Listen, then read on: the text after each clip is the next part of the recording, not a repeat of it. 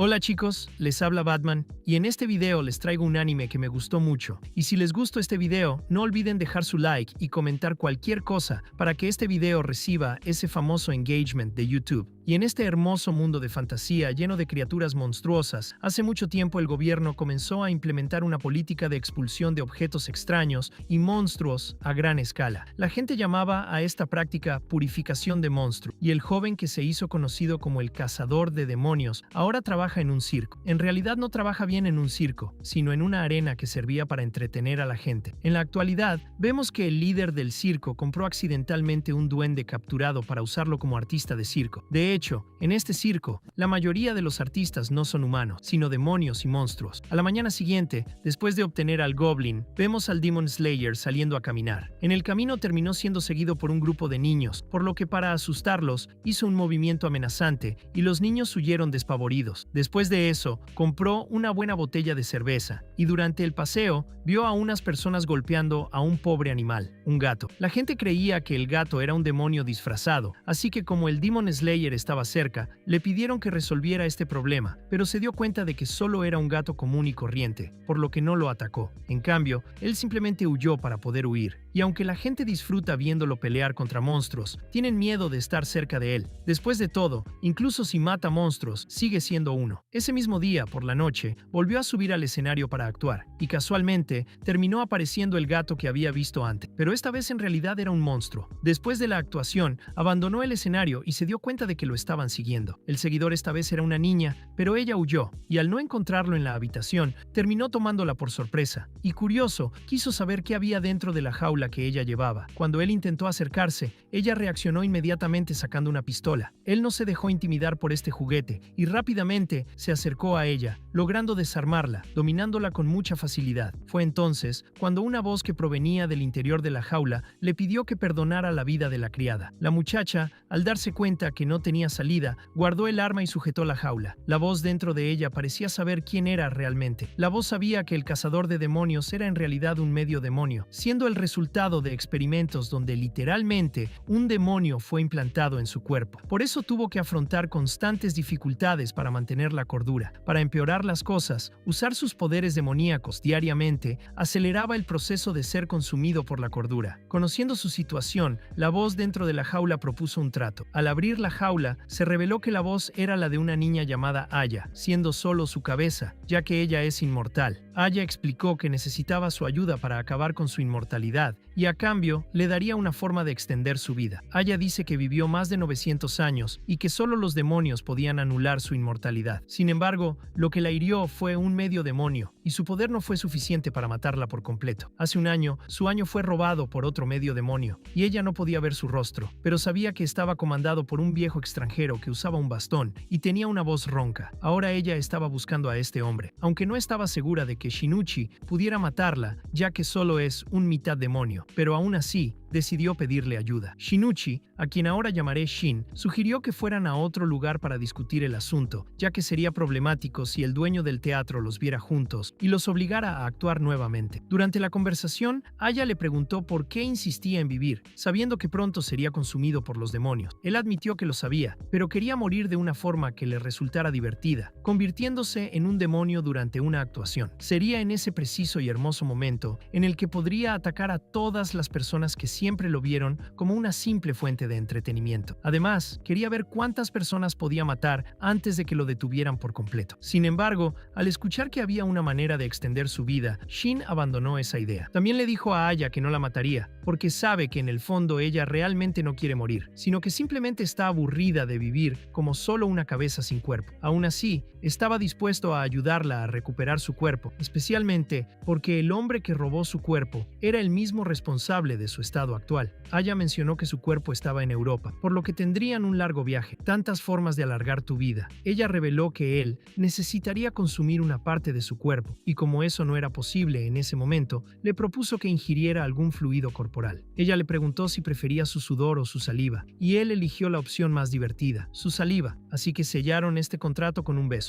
Mientras tanto, en Francia, dos vampiros, padre e hijo, estaban cazando ciervos. Está bien, no están cazando a tu amigo, están cazando animales animales reales. El padre intentó usar una pistola para golpear al animal, pero como no pudo seguir su velocidad, terminó capturándolo con sus manos. Su hijo le preguntó por qué había cogido un arma si no sabía usarla, y el padre le explicó que era un regalo del alcalde y que necesitaba probarla. Resulta que desde la muerte del conde Drácula, los vampiros comenzaron a interactuar con los humanos, ya que vivir junto a ellos parecía más seguro que enfrentarlo. De regreso a su residencia, el hijo le preguntó a su padre por qué guardaba objetos de plata, y el padre respondió que era para evitar que otros cazadores usaran esas armas contra él. Al entrar al almacén, el líder de esta familia encontró una bala de plata manchada con sangre de vampiro. Debido a esto, comenzó a buscar frenéticamente a sus familiares. Se encontró con el hijo mayor y el mayordomo, quien le informó que su esposa estaba en la habitación y la hija menor estaba cantando para la criada. No había señales de intrusos, pero cuando llegó a la habitación quedó devastado al descubrir que su esposa estaba muerta por una herida de bala. Días después, los periodistas comenzaron a aparecer en su casa. Era el conde Godard, y como había vivido unos 20 años sin beber sangre humana, tenía los derechos de un ser humano normal. Sin embargo, todavía había gente que se negaba a aceptar su presencia. Ahora rodeado de periodistas, inicialmente se negó a hacer declaraciones a la prensa, pero una joven llamada Annie, que también era periodista, le preguntó qué pensaba hacer con respecto al caso. Fue entonces cuando decidió contratar a un detective, ya que no confiaba del todo en la policía. Cuando la periodista Annie se enteró del detective contratado, sospechó que se trataba del dúo Aya y Shin, quienes ahora son famosos por investigar y resolver casos relacionados con monstruos. Entonces el conde confirmó que eran ellos, y a pesar de que sus identidades y orígenes eran algo misteriosos, Aya y Shin eran más confiables que la policía. Luego, la escena se corta y vemos a Aya y Shin siendo llevados en carruaje a la casa del conde Godard. Durante el viaje, Shin comenzó a negociar con el cochero, quejándose por el viaje accidentado y tratando a toda costa de reducir la tarifa. Aya le pidió que dejara de intimidar al pobre hombre, pero Shin insistió, logrando reducir el valor en una moneda. Pero como no tenía dinero, envió al cochero a cobrarle al conde. Así vemos al cochero entrando en la casa llorando, diciendo que se había sentido intimidado. El conde pidió pacientemente a un mayordomo que pagara la diferencia, y cuando Shin se presentó al conde, vemos que el conde se sorprendió al escuchar la voz de Aya. Inicialmente pensó que la voz era la de la criada Shizuko hablando, pero Aya le pidió a Shizuko que guardara el equipaje, confundiendo aún más al conde. Cuando el trabajo comenzó oficialmente, Shin reveló que, lamentablemente, Aya solo tenía cabeza, pero que no debía subestimarse por eso. Aya luego le pidió al conde que le relatara la escena del crimen. Los llevó a la habitación donde habían asesinado a su esposa, y como los cuerpos de los vampiros se descomponen rápidamente, su esposa ya había sido enterrada, pero todavía había fotos del incidente. Las imágenes mostraban que había sido apuñalada en el corazón con algo que parecía una estaca. No había señales de lucha en su rostro ni en su cuerpo, lo que indica que probablemente estaba dormida en el momento del ataque. El asesino logró apuñalar directamente al corazón, sin dejar marcas en el respaldo de la silla, lo que demuestra que el asesino es alguien muy experimentado. Otro detalle fue la botella de agua bendita dejada en el lugar, con manchas de sangre en la boca. También estaba la estaca de plata encontrada en el almacén, un lugar cuya llave solo poseían el conde y el mayordomo, y desgraciadamente, los vampiros no pueden tocar la plata sin quemarse, ni siquiera a través de la tela. Aya analizó todos estos detalles y señaló 7 puntos importantes. Lo primero es que el asesino debe ser alguien cercano, capaz de pasar desapercibido para los sentidos agudizados de la víctima. El segundo punto importante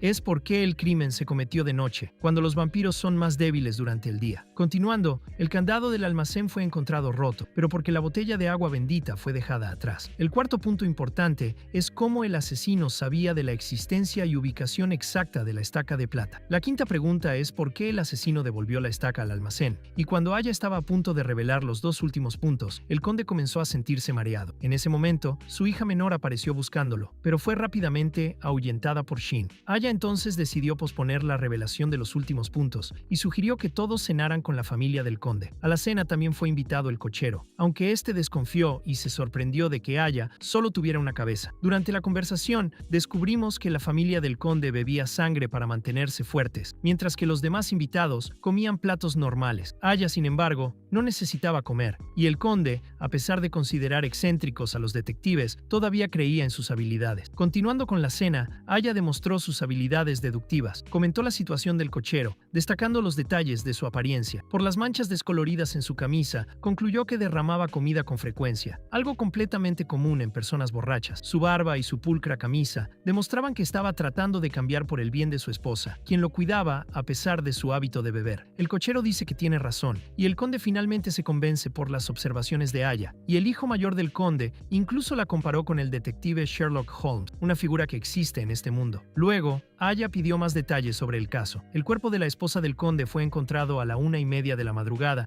y la familia tenía la costumbre de cenar a medianoche. A medianoche, la mujer del conde terminó de comer y se dirigió a su habitación a descansar. Después de la comida, el conde fue a la biblioteca para reunirse con su hijo mayor y discutir sobre la administración de la ciudad. La hija menor también estaba allí, y luego el conde se fue de casa. Antes de partir, entró en el almacén a buscar su equipo, y hasta el momento nada parecía fuera de lo normal. Cuando se fue, su segundo hijo le pidió acompañarlo, y los dos permanecieron juntos en el bosque hasta que regresaron. Mientras cazaba, disparó 3 tiros a un ciervo, pero falló uno. El hijo mayor oyó estos 3 disparos desde donde estaba, y después de que el padre salió de casa, el hijo mayor regresó a la sala de lectura y envió a su hermana para que la criada la vigilara. Luego Aya le preguntó a su hijo qué había hecho en el tiempo transcurrido entre terminar de comer y salir de casa. Él reaccionó rápidamente con sospecha, protestando por la pregunta, pero Aya insistió. Si no tenía nada que ocultar, ¿por qué estaba tan nervioso? El segundo hijo finalmente admitió que desde la 1:30 hasta la 1 de la madrugada estuvo en su habitación y no oyó ningún ruido. Aya también le preguntó a la criada sobre lo que hizo entre medianoche y medianoche, y ella explicó que estaba limpiando la casa y que durante ese tiempo su hija menor la estaba molestando. Para distraerla, la criada jugó con la niña hasta dejarla medio exhumada, pero dijo que salió a hacer sus necesidades al baño durante unos 2 minutos antes de regresar. La hija menor confirmó esta historia. En cuanto al mayordomo, afirmó que estaba organizando el cronograma del recuento y que permaneció solo durante todo el periodo. Tras escuchar las explicaciones, Aya se dio cuenta de que el hijo mayor y el mayordomo no tenían coartada sólida, y esto reforzó la sospecha de que el asesino podría ser alguien de esta casa. Aya tenía un razonamiento claro. Si el culpable era un extraño, ¿cómo habría logrado actuar sin ser notado por todos los vampiros? La hija más pequeña, sin notar la tensión, salió corriendo de la habitación, lo que hizo que la criada fuera tras ella. Luego, Aya le pidió a Shizuko que vigilara a los 2 empleados mientras ella continuaba con sus investigaciones. Más tarde, Aya habló con su hijo mayor, quien negó cualquier participación. Se indignó y afirmó que nunca lastimaría a su propia madre. Aya, sin embargo, no lo consideró culpable. Durante la comida, había observado las manos de todos los presentes. Los 3 vampiros que estaban en la casa resultaron ilesos, lo que significa que no pudieron sostener la estaca. Pero la pregunta seguía siendo, ¿dónde estaba el riesgo? Mientras tanto, Shizuko continuó vigilando al mayordomo y a la criada. Era alrededor de la 1 de la tarde, y el mayordomo quería volver a trabajar, pero Shizuko lo detuvo. La criada mencionó que el conde y Shin habían salido al bosque, lo que hizo que el mayordomo se sintiera visiblemente incómodo. En el bosque, el conde le estaba contando a Aya sobre una criatura que supuestamente era inmortal y había vivido durante más de 1000 años. Aya reveló que esta criatura inmortal tenía una debilidad, los demonios, pero aunque podían matar a los inmortales, los demonios tenían defensas débiles y podían morir con una sola bala. El conde se dio cuenta de que Aya y Shin estaban hablando de sí mismos, y al comprender que sus secretos estaban expuestos, dejaron de disfrazarse. De repente, el grupo fue emboscado. El conde apagó rápidamente las luces y persiguió al atacante, capturándolo fácilmente. Inicialmente, el conde creyó que esta persona era responsable de la muerte de su esposa, pero Aya le pidió que perdonara al intruso. Al inspeccionarlo, Aya notó que la manga de su camisa estaba cubierta de polvo de carbón, lo que indicaba que había pasado mucho tiempo en un tren. El hombre reveló que estaba allí para vengar a un cazador que había sido asesinado por el conde. Admitió que atacó primero al conde y que la estaca que llevaba ni siquiera era de plata. Aya entonces le pidió al conde que liberara al hombre, afirmando que ya había aprendido la lección. Esta situación ayudó a Aya a reforzar sus sospechas, y ahora ya no necesitan buscar en el bosque. Al regresar a casa, Aya reunió a todos los presentes y anunció que el asesino estaba entre ellos. El hijo mayor protestó, pero el conde le pidió a Aya que presentara su testimonio. Luego Aya repasó los 7 puntos de su sospecha. El primero, el asesino era un conocido cercano, capaz de engañar a la condesa. En segundo lugar, el asesino actuó de noche, aunque sabía que los vampiros son más débiles durante el día. En tercer lugar, dejó dejó la botella de agua bendita en la escena del crimen. En cuarto lugar, el asesino conocía bien la rutina y el funcionamiento del castillo. En quinto lugar, el asesino dejó deliberadamente la estaca de plata en el almacén, que sirvió como pista falsa. El sexto, el sonido en la escena del crimen. Cuando la condesa fue asesinada, su hijo mayor y el mayordomo estaban cerca de su habitación, pero no oyeron nada, lo cual fue bastante extraño. Y aunque no tenían coartada, era poco probable que fueran cómplices. Esto llevó a Aya a sospechar que el crimen había ocurrido antes de la 1 de la tarde. El asesino debe haber usado algo para amortiguar el sonido de la estaca al ser clavada. La escena del crimen tenía solo una capa, lo que indicaba que el asesino pudo haber usado solo la fuerza de la muñeca para clavar la estaca, pero debido a que el culpable no usó un martillo, aunque los ruidos de martillazos no eran raros, ya que la condesa siempre estaba reparando mueble. Quizás el culpable tenía miedo de que el martillo dañara la estaca. Esto llevó a Aya a concluir que la estaca utilizada en la escena del crimen no estaba hecha de plata. La estaca de plata encontrada por el conde en el almacén podría haber estado manchada de sangre como parte del acto. Entonces, ¿qué material podría causar la muerte de la condesa y aún así ser lo suficientemente frágil como para romperse con el martillo?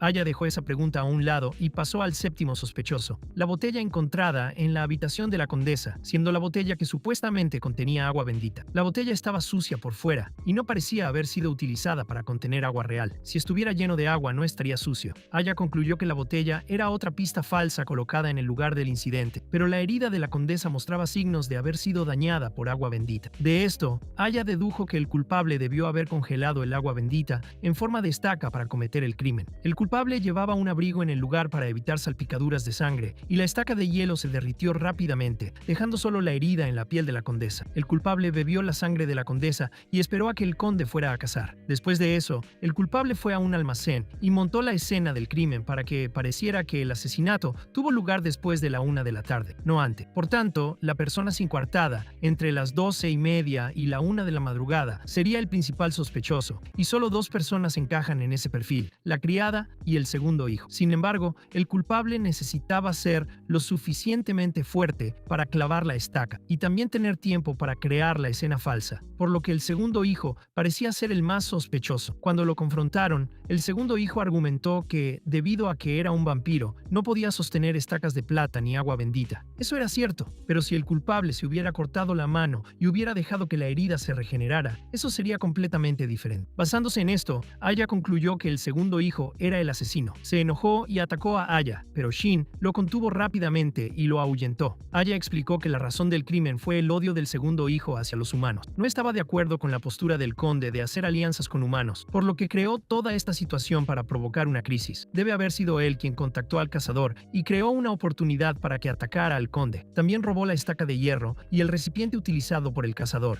y como la familia asistía a la iglesia, obtuvo fácilmente el agua bendita, que fue colocada en el recipiente y dejada en el bosque la noche anterior para que se congelara, y la consumación de este crimen ya se lo explicó a todos. Continuando, el segundo hijo intentó atacar a Shin, pero fue completamente derrotado, y mientras golpeaba al segundo hijo, Shin todavía le contó toda su biografía, y después de que todo se resolvió, Shin regresó con Aya. Aya y Shin ya estaban listos para partir, cuando al amanecer apareció la joven periodista Anne. Ella ya conocía al grupo y sabía que Aya era solo la cabeza. El periodista preguntó sobre el caso, y Shin sugirió que si quería saber más sobre todo, debería preguntarle al mayordomo. Después de eso, vemos a Shizuko y Shin persiguiéndose nuevamente. Aya le preguntó al conde si estaba bien. Había perdido a su esposa y ahora a un hijo, y en medio de esta difícil situación, todavía necesitaba revelar la verdad al mundo, una situación muy difícil para él. Antes de irse, Aya preguntó por un hombre que usaba un bastón. El hombre dijo que lo había conocido recientemente y que lo había invitado a Londres, pero él había declinado. Con esta nueva pista, Aya y Shin continuaron su viaje. Mientras tanto, en un tren, aparecieron dos nuevos personajes. Una de ellas, de pelo blanco, era conocida como el fantasma de la ópera, y la otra, una mujer rubia, le pidió al fantasma que robara un diamante de un museo de Londres donde trabajaba Sherlock Holmes. El fantasma aceptó el trabajo, y al mismo tiempo, Aya y su grupo llegaron a Londres, y según la prensa inglesa, el maestro ladrón Lupin era quien había contratado al fantasma de la ópera. La periodista Annie también los siguió hasta allí, y el grupo de Aya fue a una tienda a pedir una lista de clientes. Al salir y entrar a un callejón, dos hombres intentaron robar la lista de clientes que llevaba Shin, pero de repente fueron interceptados por la policía y llevados a un automóvil. donde también quedaron atrapados dos gemelos. Aya y uno de los hombres reconocieron a los gemelos como ladrones, debido a sus muñecas rojas y el engrosamiento debajo de sus uñas, lo que indicaba que llevaban objetos de cerámica pesados. La deducción fue correcta, y uno de los gemelos terminó confesando, y el periódico informó que un personaje conocido como Iron Man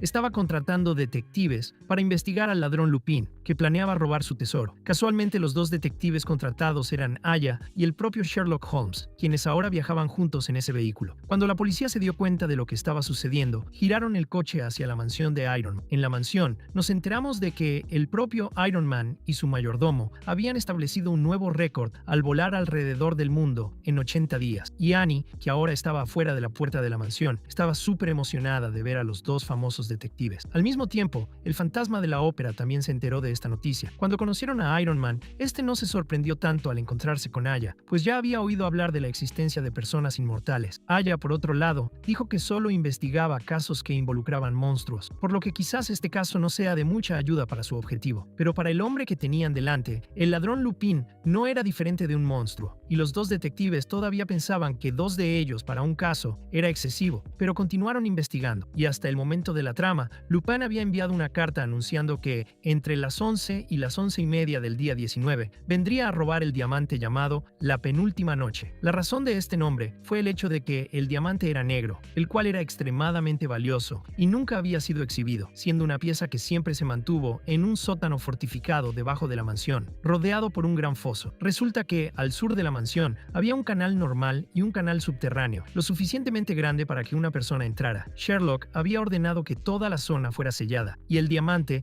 estaba ahora protegido por más de 100 guardias y policías, incluidos dos detectives y dos representantes de una cooperativa de seguros que solo existía desde hacía un año. Según la investigación de Lupin, la cooperativa tenía 7 miembros supercapacitados que harían cualquier cosa para proteger a sus clientes. Estos representantes vestían ropa blanca y eran increíblemente eficientes. El primero en llegar para proteger a Iron Man fue el representante número 5, Reynolds. Luego llegó la representante número 7, se llama Fátima, probablemente una suscriptora aquí en el canal. Cuando todos llegaron, Aya reconoció que Reynolds sería la persona que más obstaculizaría toda su investigación, ya que claramente demostró un desagrado por Aya y Shin, ya que no son humanos. Iron Man luego llevó a todos al sótano para mostrarles la habitación donde se encontraba el diamante. Este lugar necesitaba 3 llaves y 4 personas para abrir la puerta, y la penúltima noche se guardaba en una caja fuerte, con un diseño súper elaborado. Sin embargo, el diamante era simplemente un producto sintético, y de hecho, no tenía mucho valor financiero. Aya notó que la caja fuerte estaba hecha de plata, un metal que tanto los vampiros como los hombres lobo evitaban. Así que concluyó que este diamante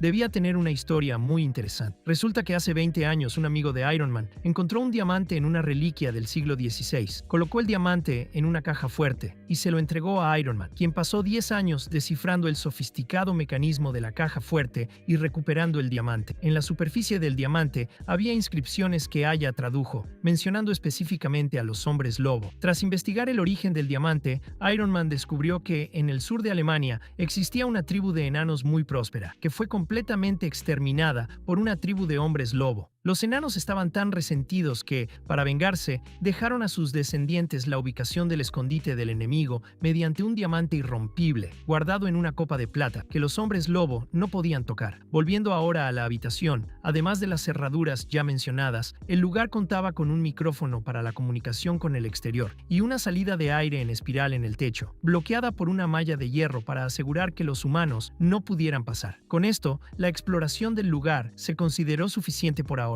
Antes de irse, Sherlock le susurró algo a Iron Man, y Shin le preguntó a Aya si tenía alguna idea sobre cómo lidiar con Lupin, y ella respondió que tenía un plan en mente. En la tarde del 19 de enero, el grupo de Shin fue a sentarse junto al río, y Aya dijo que quería visitar un museo de cera, así que Shizuku fue a buscar información con la ayuda de un mapa. Mientras tanto, el asistente de Watson y el hermano de Sherlock se dieron cuenta de que la persona sentada frente a ellos no era Sherlock. Notaron esto porque las uñas de esta persona eran muy largas, y las uñas reales de de Sherlock Holmes eran cortas. Pronto el verdadero Sherlock apareció detrás de ello, y la persona se desenmascaró, revelándose como el maestro ladrón Lupin. El grupo de Shin, que estaba siguiendo el mapa hacia el museo, decidió saludar a Sherlock, pero se dieron cuenta de que Aya había desaparecido. Desafortunadamente, Shin terminó tomando la jaula de otra persona por error, y terminó recibiendo un puñetazo de Shizuku por eso. En ese momento, Lupin declaró que no había cerradura en el mundo que él no pudiera abrir. Saltó a un coche conducido por un fantasma y se alejó a toda velocidad, casi atropellando a Shizuku. Mientras decía que buscaba una jaula para pájaros, como era amigable, Lupin la invitó a subir al auto y continuar la búsqueda con él. En el camino, Shin se encontró accidentalmente con Anne, y también decidieron unirse a la búsqueda. En la casa de su hermano, Sherlock le advirtió que tuviera cuidado con los representantes de seguros, ya que tenía la impresión de que no eran confiables. Sin embargo, el grupo que más obstaculizó el caso fue Shin y Aya, ya que la penúltima noche era clave para localizar a la tribu de hombres lobo. Por lo tanto, es posible que no puedan evitar el robo del diamante, e incluso podrían intentar robarlo ellos mismos. Mientras tanto, la persona que tomó la jaula de Aya por error se dio cuenta de su error, y al verla, se asustó tanto que terminó tirando la jaula a la calle, provocando que Aya fuera atropellada por un auto. Para empeorar las cosas, el coche que la había atropellado pertenecía a los gemelos criminales, que habían escapado de la policía y habían tenido planes para Aya desde que la vieron por primera vez. En ese momento, Shizuku llegó y vio a Aya en el auto de las gemelas, por lo que se desvió para perseguirlas. Anne y Shin estaban buscando cerca cuando vieron a Aya y Shizuku y comenzaron a seguirlas también. Shin saltó a los tejados y fue directo hacia donde estaban los gemelos. Así logró rescatar a Aya y devolverla a la jaula. Lupin reconoció al grupo como los mensajeros de la jaula, mientras que Aya reconoció a Lupin, ya que vestía un atuendo idéntico al de Sherlock, y Shin rápidamente se presentó usando su famoso apodo, como Demonic Killer, y este nombre implicaba que era más fuerte que Lupin, lo que hizo que Lupin quisiera jugar con él. Lupin arrojó canicas al suelo y se deslizó sobre ellas para atacarlo. Los dos pelearon y bailaron en el aire por un rato, antes de regresar al suelo. En medio de estos acontecimientos, Shin fue golpeado en la frente con una canica, y como resultado de su falla, recibió un puñetazo en medio de la mandíbula y se desmayó. Hecho esto, Lupin advirtió al grupo de Aya que se mantuvieran alejados de este asunto, pero no sabía que todo esto estaba dentro de sus cálculos. Así, nos acercamos al gran momento, con el reloj marcando exactamente las 8 en punto, y todos teniendo que pasar por un registro antes de entrar a la mansión de Iron Man. Cuando llegó el inspector francés, Sherlock tiró de su barba para comprobar que no era Lupin disfrazado, antes de saludarlo y conducirlo adentro. Al entrar en la habitación, el grupo de Aya había dejado una carta para Sherlock, diciendo que serían responsables de la seguridad en el lugar. Sherlock ignoró el hecho, pensando que solo los monstruos entienden lo que piensan los monstruos. Reynolds se negó a permanecer en esa habitación polvorienta y también exigió vigilar el piso. Sherlock sabía que esto era para facilitar la captura de Lupin, así que le permitió hacerlo. Entonces, solo quedaban 6 personas en la sala y todavía faltaban 3 horas para la hora señalada. Aún así,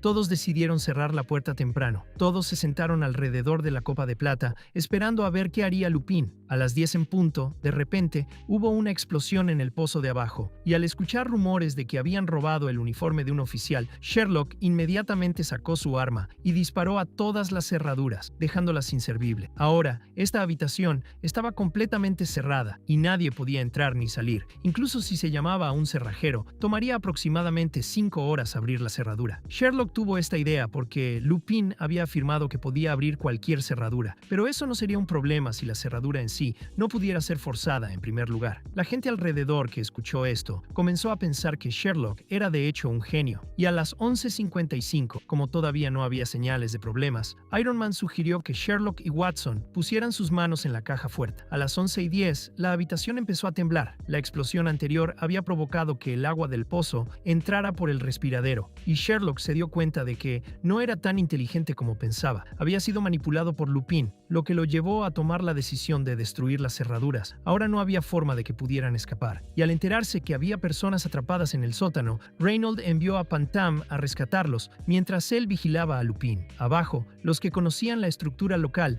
estaban seguros de que el agua no podía llenar completamente la habitación, por lo que aún no entraban en pánico. Su plan era agarrarse a las estatuas del techo cuando el agua subiera. En este punto de la trama, Pantam había llegado para robar la puerta y ayudarlos a escapar. Sin embargo, cuando toda el agua se hubo drenado, la La caja fuerte efectivamente había desaparecido, y la hora exacta era las 11:30, y nadie sabía cómo Lupin había robado la caja fuerte, aunque estaba claro que no era posible entrar ni salir de la habitación libremente. Querían calentar sus cuerpos primero antes de pensar en qué hacer a continuación, pero cuando regresaron a la chimenea y comenzaron a planificar, Sherlock tomó prestadas unas esposas del inspector francés y lo esposó. Sherlock sabía que era Lupin disfrazado, porque cuando caminaba por el puente, sus pasos no hacían que éste crujiera, por lo que su barriga cervecera era falsa. Lupin entonces confesó inmediatamente que la forma en que había robado la caja fuerte fue pasando una cuerda por agua corriente, y dentro de la habitación ató la cuerda a la caja fuerte para que sus cómplices pudieran sacarla. Lupin se quitó la máscara, pero aún confiaba en que tenía algo que resolver. Sí, resulta que esa caja fuerte no contenía el diamante, ya que Sherlock había cambiado su ubicación y el diamante real estaba bien resguardado. Pero cuando miraron,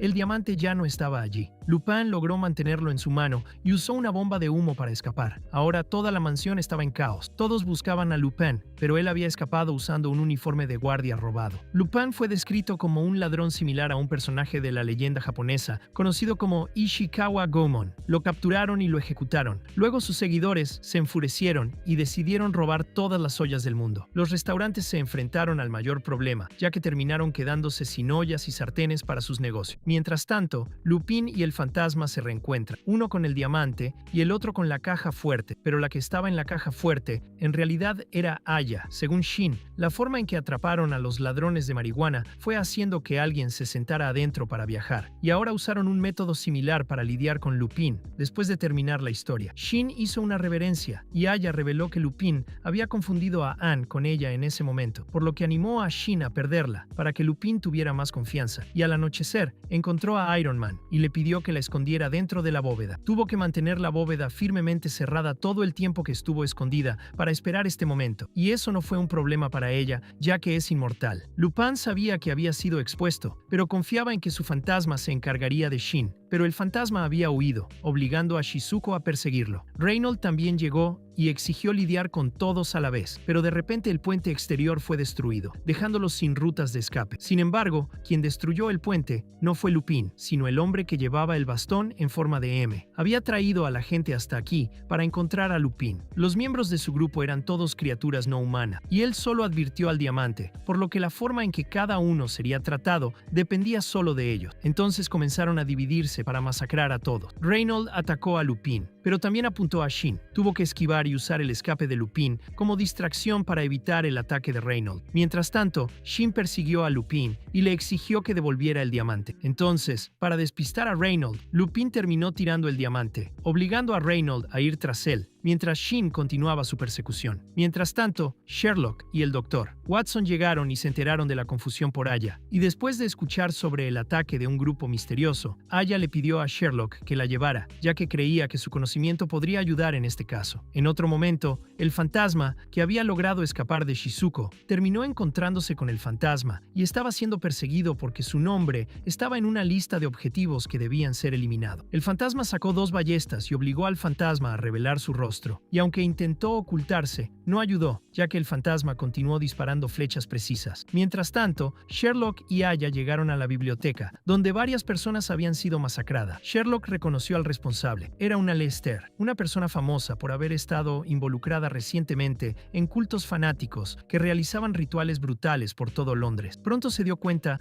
del truco del chasquido de dedos, que en realidad se utilizó para lanzar una aguja envenenada, y al darse cuenta de que Sherlock y Aya habían descubierto su truco, Alistair decidió eliminarlo. En otro lugar, un inspector francés tropezó accidentalmente con una mujer vampiro. Ella no se dejó intimidar por su débil arma, pero antes de que lo atacaran, Shizuko apareció para ayudar. Sin embargo, Shizuko seguía concentrada en su misión de encontrar al fantasma, y cuando le preguntó al vampiro si sabía algo, la respuesta fue negativa, por lo que Shizuko decidió irse, pero fue detenida por el vampiro, que decidió atacarla. Mientras tanto, la persecución entre Reynolds, Lupin y Shin continuó. Los 3 terminaron yendo a las afueras de una iglesia, y en medio de la confusión, el diamante cayó dentro. En ese momento, Lupin sugirió que él y Shin cooperaran, pero Reynolds apareció, y Shin comenzó a distraerlo con su charla ociosa, y aprovechando la situación, Lupin dejó caer un piano entero sobre la cabeza de Reynolds. Por otro lado, el fantasma comenzó a usar la oscuridad a su favor para engañar al fantasma, quien ya era extremadamente hábil manipulando el sonido, y esto hizo que fuera difícil para el fantasma localizar al fantasma y realizar un ataque efectivo. Shizuko, a su vez, estaba perdiendo terreno en la lucha contra el vampiro inmortal, y a pesar de tener armas de plata que podían lastimarla,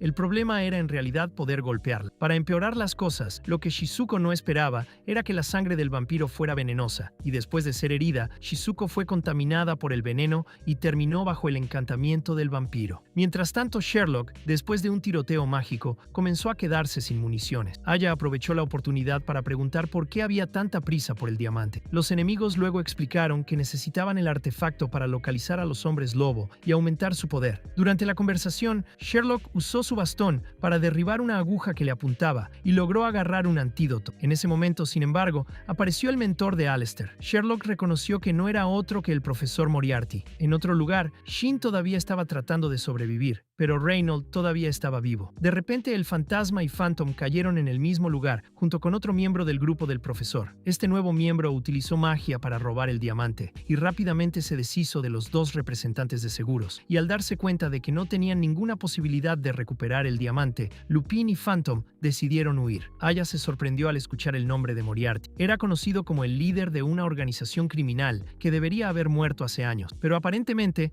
Moriarty había sobrevivido y había pasado sus últimos 8 años creando una pandilla aún más poderosa, reuniendo seres sobrenaturales e incluso contratando a un aliado inesperado. Este aliado no era otro que Jack el Destripador, quien ahora estaba cara a cara con Shin. Durante la conversación, Shin se dio cuenta de que Jack era muy similar a él en algunos aspectos. Moriarty luego explicó que él y Jack habían ido a Japón en busca de especímenes de demonios y personas inmortales. El objetivo era trasplantar células de demonios e inmortales para crear poderosos guerreros con una regeneración increíble. Moriarty dijo que utilizó el cuerpo de Aya como base para sus experimentos. Descubrió que su cuerpo era en realidad un híbrido con células demoníacas, y Aya lo confirmó, diciendo que odiaba a la persona que le había dado esta inmortalidad. Ahora, con el éxito de los experimentos, Moriarty ha hecho a Jack inmune a los efectos secundarios de las células demoníacas y ha comenzado a usar su cuerpo para realizar nuevos implantes. Ahora, Jack tenía características de vampiro, pero sin la debilidad por la plata y la luz del sol. Ahora también buscaba adquirir las habilidades de los hombres lobo, convirtiéndose en una criatura prácticamente invencible, un Noid inmortal, con poderes demoníacos, regeneración vampírica y una fuerza absurda. Pero aún con todo esto, Jack tenía un punto débil, que era el propio Shin, y a pesar de derrotar a Shin con fuerza bruta, sus golpes aún lograron causar heridas que obstaculizaron la regeneración de Jack. Fue entonces cuando Jack reconoció a Shin como el espécimen que escapó de Moriarty. Por otro lado, Shin recordaba a Jack como el hombre que siempre acompañaba a Moriarty. Shin reveló que había perseguido a Moriarty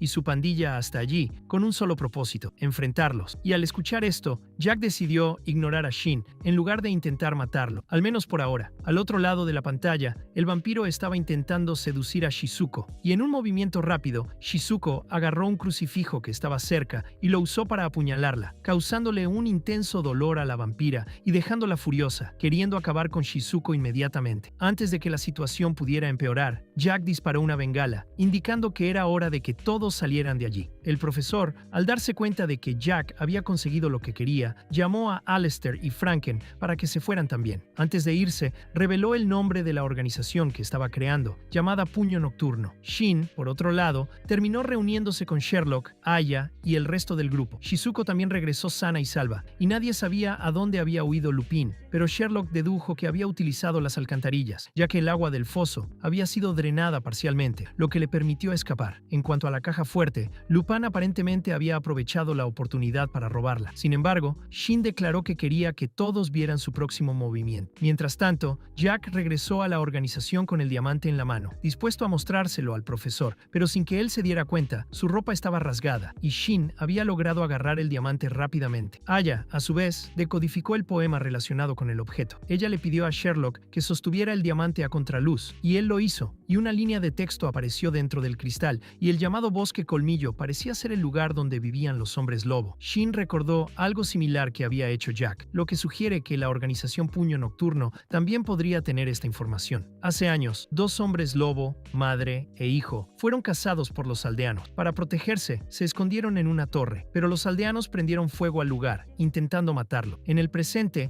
el grupo de Aya ha partido hacia el bosque Fang, situado en el sur de Alemania. Aya advirtió al grupo que tuviera cuidado, ya que podrían ser emboscados por miembros de la organización de Moriarty. También compartió su experiencia previa con hombres lobo. Podrían transformarse en 3 formas. La primera, la forma humana, siendo en esta forma seres humanos prácticamente normales. El segundo era la forma de hombre bestia, y tenía habilidades ligeramente superiores. Y en la forma completa de lobo, sus sentidos estaban altamente mejorados, y su piel se volvió tan dura que los disparos ordinarios no tenían efecto. De repente, mientras caminaban, el grupo se encontró con un hombre barbudo. Reconoció a Aya y a los otros detectives que investigaban a los monstruos y pidió ayuda, explicando que una niña del pueblo había sido secuestrada por un hombre lobo. Cuando llegaron al pueblo, notaron que los residentes los evitaban. Aya le pidió al hombre que contara la historia. Luego, dijo que hace un año, la nieta del jefe de la aldea fue secuestrada y encontrada muerta en el bosque al día siguiente. Su cuerpo estaba en horribles condiciones. Tenía la cabeza y la espalda rotas, la cara mutilada, un brazo completamente roído y su cuerpo estaba lleno de marcas de mordeduras. 4 meses después, la hija del molinero fue la siguiente víctima, encontrada en condiciones igualmente terribles. Y luego pasaron otros 4 meses y la hija del dueño del molino de harina fue asesinada de manera similar, y todos estos ataques ocurrieron en noches lluviosas. Ahora bien,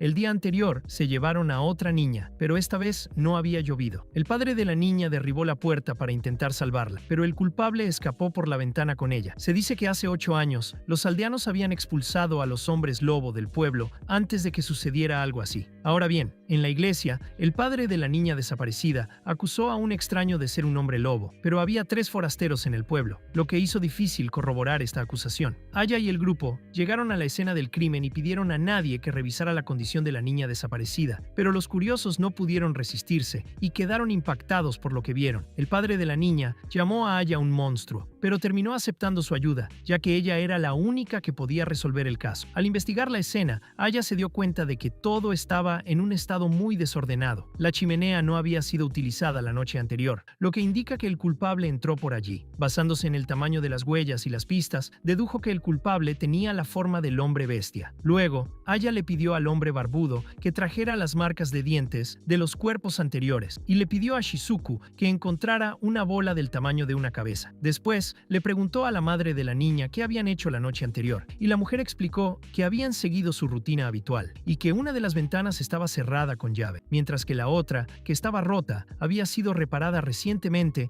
y no se podía abrir. De esta manera quedó clara la ruta de escape del culpable. Shizuku llegó con el balón y subió al tejado a buscar rastros, pero no encontró nada. Aya le pidió que arrojara algo al suelo, levantando una nube de polvo. El hombre barbudo sacó a relucir las marcas de dientes, y Aya concluyó que el culpable no era un hombre lobo fuera de control, sino alguien que actuaba con plena razón. Había sangre en la cama, pero no en la ruta de escape, lo que sugiere que el culpable se llevó a la niña en una bolsa. Además, la cerradura del almacén estaba rota. Ese mismo almacén había sido asaltado un año antes, cuando se robaron armas y municiones, coincidiendo con el primer atentado, y era necesario considerar esa conexión. Todo el grupo fue a la casa del jefe de la aldea, quien tenía más información sobre el bosque, donde supuestamente vivían los hombres lobo. Él también sabía lo del alemán, y Aya decidió negociar con él. Ella resolvería el caso del hombre lobo a cambio de la información. Según el jefe del pueblo, había 3 forasteros sospechosos: un médico, un ingeniero y un artista. Todos eran personas que vinieron de fuera. Para identificar a los hombres lobo, era común utilizar flores perfumadas o golpear jarrones cerca de sus oídos, ya que sus sentidos eran extremadamente agudos. Sin embargo, los 3 no mostraron ninguna reacción a la prueba. Los hombres lobo pueden controlar su sangre, reproducción y característica, lo que ha hecho que los hombres lobo modernos ya no teman a la plata ni al agua bendita. Ahora, la única forma de eliminar a un hombre lobo es matarlo en su forma humana. Pero si nace el rey hombre lobo, todos los métodos convencionales resultarán ineficaces. El rey hombre lobo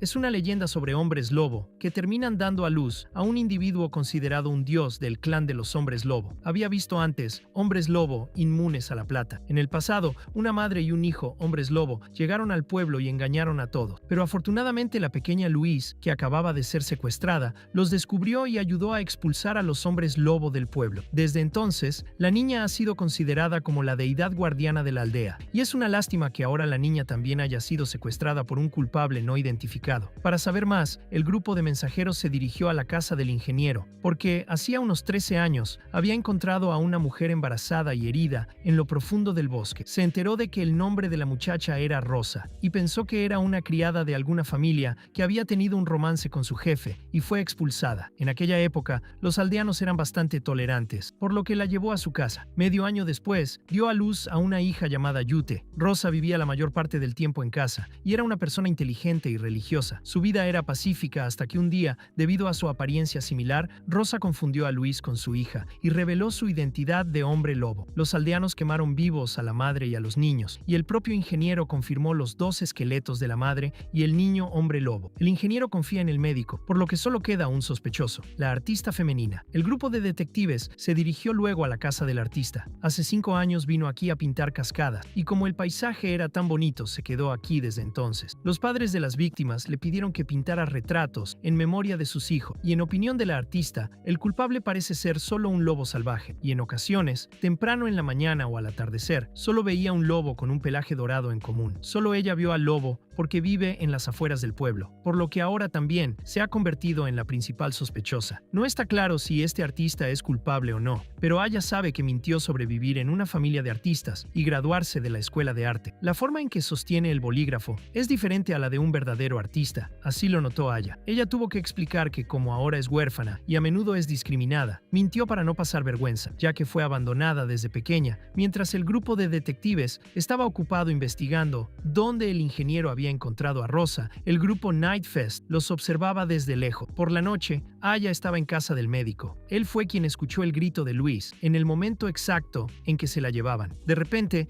Aya se preguntó cómo los padres de Luis trataban a la niña, ya que había visto la silla de ruedas de Luis. Las ruedas y los apoyabrazos estaban sucios, pero las manijas de la parte trasera estaban extremadamente limpias. Luis también aprendió a ser independiente, por lo que quizás los padres de Luis no se preocupaban en absoluto por la niña. Aya preguntó si Luis alguna vez había salido sola, y la respuesta fue que la mayoría de las veces no, pero recordó que hace aproximadamente 1 año y medio, Luis había desaparecido, y fue solo al anochecer que los lugareños descubrieron su silla de ruedas atrapada en un montículo de barro en la orilla del río, impidiéndole moverse. Cuando le preguntaron por qué había salido sola, la niña dijo que quería ir a casa del artista. Aya ahora comprendió mejor la situación del pueblo, hasta que de repente 2 invitados llegaron a visitarla. Ellos comienzan a pelear inmediatamente, y los 2 que llegaron eran los números 3 y 4 de la organización de seguros. Vinieron aquí para encontrar al hombre lobo, pero ahora, aunque robaron el diamante, no saben cómo usarlo, y Shin reveló que solo el jefe de la aldea sabe cómo usarlo, y prometió decirle a Aya si lograba resolver el caso. Las 2 partes decidieron cesar el fuego, y el número 3 quería que Aya resolviera el caso rápidamente. Luego, Aya tuvo que seguir tratando a Shin, y notó que Shizuko parecía estar celosa de él. De repente, descubrió que los aldeanos se apresuraban a rodear la casa del artista. Ella gritó para que todos se alejaran, y confesó ser la culpable de comerse a todas las víctimas. Luego se convirtió en lobo y huyó. El número 3 disparó una bala de plata, pero no tuvo efecto y escapó. El grupo de detectives persiguió y luchó con la artista femenina. Shin entregó a Aya a Shizuko para su seguridad y se unió a la pelea. Los números 3 y 4 también llegaron y dispararon algunos tiros, y cuando Shizuko fue a ayudar, la artista femenina los esquivó y corrió para arrojar a Aya al arroyo. Shizuko se lanzó hacia adelante, empujando a Aya hacia atrás y dejándose caer en la cascada. Y aunque el culpable escapó, el jefe de la aldea accedió a compartir cómo utilizar el diamante. Sus palabras fueron las siguientes: vaya a la entrada del pueblo, párese donde está la torre quemada y espere a que brille la luz del sol. A través de la primera letra del poema grabado en el diamante, para obtener resultados, el grupo de seguros siguió estas instrucciones y reveló la ubicación de la aldea de los hombres lobo en el bosque. Mientras tanto, el grupo Nightfest, viendo los acontecimientos, también se preparó. En este punto, Shizuko ya había recuperado la conciencia y se había arrastrado río abajo, y fue rescatada por un hombre lobo llamado Nora, quien pidió a 2 amigos cercanos que la calentaran, ayudándola a superar su condición crítica. Shizuko notó que esta aldea de hombres lobo tiene un estilo de vida completamente opuesto al de los humanos, ya que desde el mediodía hasta la mitad de la noche, todos duermen. Los hombres lobo no permiten que los humanos entren a la aldea, por lo que Shizuko necesitaba irse lo más rápido posible. Pero también descubrió que en el pueblo había un caso de asesinato en serie, donde las víctimas eran niñas en días de lluvia, y como el arma utilizada en los cuerpos de sus víctimas no era la suya, creyeron que ella no era la culpable. Shizuko quería que esperaran a que llegara Aya, ya que ella podría resolver este caso, pero cuanta más gente entrara en la aldea, más difícil sería descubrir la verdad. Entonces Nora pensó que lo mejor sería que Shizuko se fuera. Ella preparó té para que los 3 hombres lobo bebieran, y todos elogiaron el té, y Shizuko sintió curiosidad por el caso. Se enteró que esto empezó hace un año, que las muertes ocurrían cada 4 meses, y ahora había 3 víctimas. Las víctimas murieron de un disparo en el pecho, y los hombres del pueblo nunca pudieron seguir la pista del culpable, porque la lluvia borró todas las pistas, y en cada ocasión, nadie escuchó el sonido de los disparos. A estas alturas, ya sabían que el culpable utilizaba un arma de fuego, era muy bueno en las emboscadas, y sabía ocultar sus huellas a la perfección. Sin embargo, Shizuko no podía investigar nada por sí sola, por lo que querían sacarla de allí, y necesitaban encontrar un lugar con agua para ayudarla a borrar su olor, y Nora atraería a los hombres para que los 2 amigos pudieran encontrar una manera de sacar a Shizuko de allí. En el camino, Shizuko se enteró de que ninguna niña de la aldea podría escapar, ya que sería capturada por los hombres. El jefe de la aldea obligaría a todas las niñas a convertirse en sacerdotisas para mejorar la raza. De repente, aparecieron los hombres y las 2 chicas tuvieron que fingir calma delante de él. Cuando lograron pasar, un pequeño error reveló la identidad de Shizuko entre los hombres lobo. Ella fue perseguida y terminó rodeada por una gran cantidad de personas. Ella dijo que necesitaba defenderse para que las 2 chicas no fueran castigadas, y luego apareció un anciano de la aldea y quiso lidiar con Shizuko inmediatamente. Pero las 2 chicas argumentaron que Nora había salvado a Shizuko y querían escuchar lo que tenía que decir. La llevaron a una colina de madera para interrogarla, y el juicio lo haría el anciano del pueblo. La colina de madera había sido construida hacía mucho tiempo, desde el caso de Rosa, y ahora no importaba lo que dijera Shizuko. El anciano de la aldea todavía pensaba que estaba mintiendo. Las 2 chicas también hablaron en defensa de Shizuko, y de repente, en medio del juicio, todos escucharon el sonido de un disparo. Todo el clan corrió hacia el bosque, y así encontraron a Nora muerta, baleada, y aunque no llovía, todavía no podían encontrar ningún rastro del culpable. El anciano culpó a Shizuko nuevamente, pero los hombres dijeron que ella estuvo en la colina de madera todo el tiempo. Entonces, ¿cómo pudo haber hecho eso? Los hombres lobo no sabían qué hacer, así que dejaron a Shizuko examinar la escena. Había muy poca sangre alrededor, por lo que Shizuko dedujo que ese no era el lugar donde había actuado el culpable. El cuerpo de Nora estaba mojado, pero su ropa estaba seca, lo que significa que se había mojado en otro lugar antes de ponerse la ropa, y luego le dispararon, y su cuerpo fue trasladado a ese lugar. Había una marca de disparo en un árbol cercano, lo que indicaba que se habían disparado 2 tiros, pero solo uno había hecho ruido, y al ver que Shizuko no podía ser de mucha ayuda, los hombres decidieron ocuparse de ella, ya que no dejarían que nadie más entrara al pueblo. En otra parte, el grupo de Aya se estaba moviendo cuando de repente fueron atacados por los Franken. Tiró de Shin y Aya hacia un acantilado y atravesó al grupo de seguros. Franken luego les informó que había ayudado a los 2 a deshacerse del grupo de seguros, y por eso quería la ubicación de la aldea de los hombres lobo a cambio. Y ahora, incluso sabiendo la ubicación, Franken todavía temía que Shin estuviera mintiendo, por lo que exigió el diamante como garantía, y si se encontraban en la aldea de los hombres lobo, devolvería el diamante. Después de eso, ambos siguieron caminos separados, y Shin y Aya llegaron a la aldea de los hombres lobo, donde se estaba celebrando un funeral para Nora. Con la ayuda de los hombres lobo, Shin y Aya encontraron a Shizuko en la prisión. Aya preguntó sobre los resultados de la investigación de Shizuko y la elogió por su buen trabajo. Los hombres los olieron y decidieron revisar la prisión, y para evitar el caos, Shizuko decidió quedarse en la prisión por ahora, mientras Shin llevaba a Aya a investigar la escena del crimen. Pronto, los hombres lobo captaron su olor y comenzaron a perseguirlos. Aya le pidió a Shin que rodeara una roca afilada para poder observar. Aya ayudó a Shin a encontrar un interruptor, y ambos lograron ingresar a un túnel antes de que los hombres lobo los alcanzaran, que era exactamente como el culpable ocultaba sus huellas después de cada crimen, y todavía había sangre en la escena, y el arma del culpable también estaba allí. Así que las víctimas deben haber sido asesinadas allí y sus cuerpos llevados a la superficie. Aya reconoció el arma como la misma que el padre de Luis había perdido en el almacén. Siguiendo adelante, descubrieron un rastro de sangre de Nora en un lago. En un rincón parecía que no había estado nadie, y en la pared había un horario tallado, y necesitaban profundizar más para descubrir más. Mientras tanto, alguien en la aldea humana descubrió accidentalmente el cuerpo de Luis. El grupo de detectives encontró el cuerpo del artista junto a un túnel que conducía a la aldea humana. Ahora, Aya comprendió que Rosa había usado este túnel para llegar a la aldea humana años atrás. Ambos se reencontraron con su tío médico y se enteraron de que habían encontrado el cuerpo de Luis. Y al conocer a los padres de Luis, Aya preguntó cómo habían tratado a Luis antes de que se convirtiera en la deidad guardiana. En ese momento, Luis era vista como una carga, ya que no podía caminar sola. Hace 8 años, los padres de Luis decidieron abandonarla. La dejaron en el bosque, pero inesperadamente, Jude, la hija de Rosa, trajo a Luis de regreso al pueblo esa misma noche. Luis luego expuso la identidad de la madre y la hija hija hombre lobo esa misma noche. Básicamente, Louise fue abandonada. Yute salvó a Louise y luego Louise traicionó a Yute para demostrar que era útil al pueblo y no ser abandonada. Louise era muy inteligente, porque si no hubiera expuesto la identidad de Yute, los aldeanos habrían investigado y descubierto que sus padres habían intentado abandonarla. Aya comenzó a comprender la situación y decidió regresar a la aldea de los hombres lobo una vez más. Ambos usaron el túnel para regresar y en el camino buscaron algunas cosas. Los números 3 y 4 también descubrieron el túnel y decidieron alertar a todo el pueblo. El vampiro había entrado en la aldea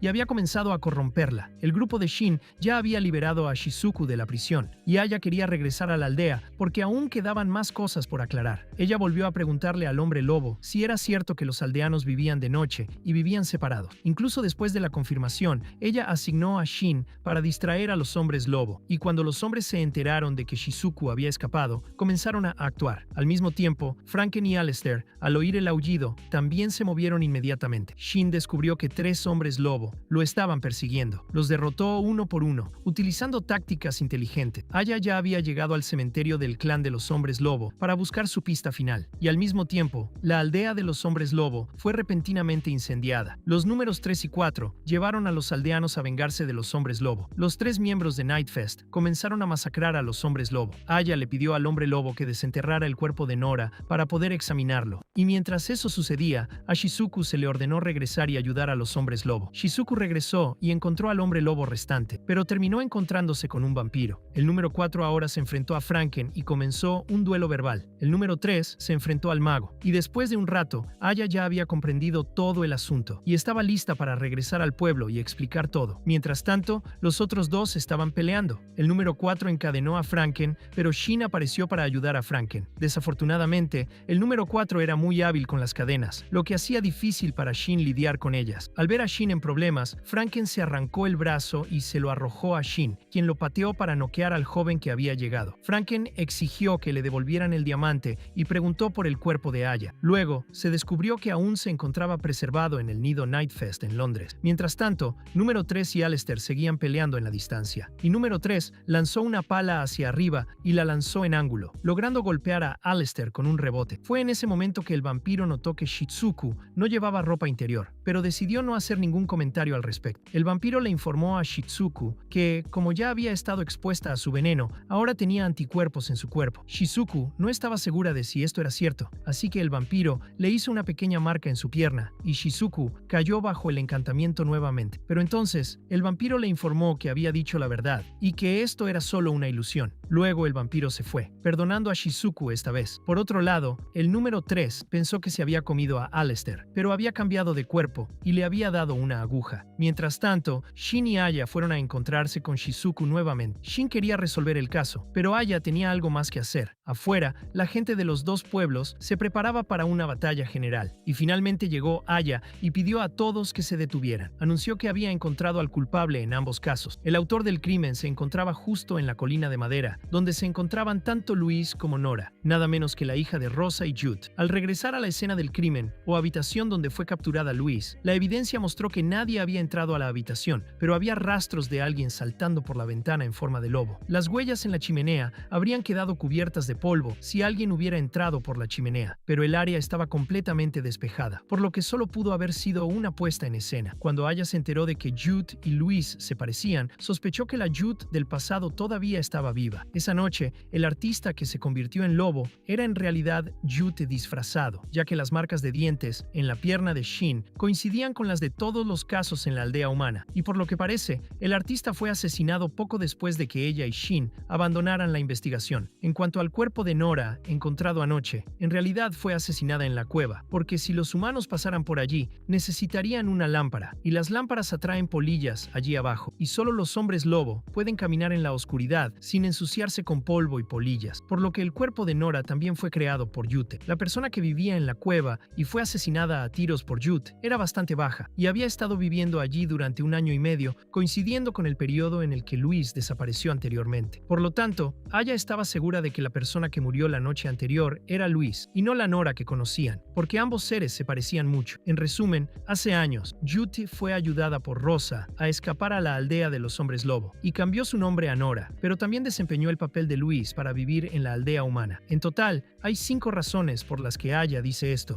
Al principio, los dos pueblos apenas interactuaban entre sí. En segundo lugar, el túnel ayudó a Yute a viajar poco más de una hora entre los dos pueblos. En tercer lugar, los horarios de vida de los dos pueblos eran opuestos. En cuarto lugar, Luis generalmente tenía poca interacción con el pueblo y Nora vivía sola, por lo que nadie las reconocería. En quinto lugar, había un lago en el túnel que ayudó a Jude a borrar su olor, permitiéndole cambiar entre sus dos identidades. Cuando regresaron a la aldea humana, se descubrió el cuerpo de Luis. Jute había desenterrado el cuerpo de Luis, que había sido asesinado y destrozado caóticamente, y luego cubrió la herida de bala. En otras palabras, el hecho de que Jute estuviera vivo fue lo que realmente causó los problemas en ambas aldeas, la de los hombres lobo y la de los humanos. Aya pensó que Jute se había obsesionado demasiado con la venganza, porque hace 13 años, Rosa había escapado de la aldea de los hombres lobo, había ido a la aldea humana, y varios meses después nació el nombre Jute, y después de vivir un tiempo, fueron descubiertos por Luis, quien expuso su identidad, provocando que ambos murieran quemados. Pero Jute sobrevivió y logró escapar a la aldea de los hombres lobo. El pequeño esqueleto encontrado era el de un zorro en la torre, y la Jute que había llegado aquí cambió su nombre a Nora, pero todavía odiaba esa aldea, por lo que planeó crear un conflicto entre ambas aldeas. Luego, hace un año y medio,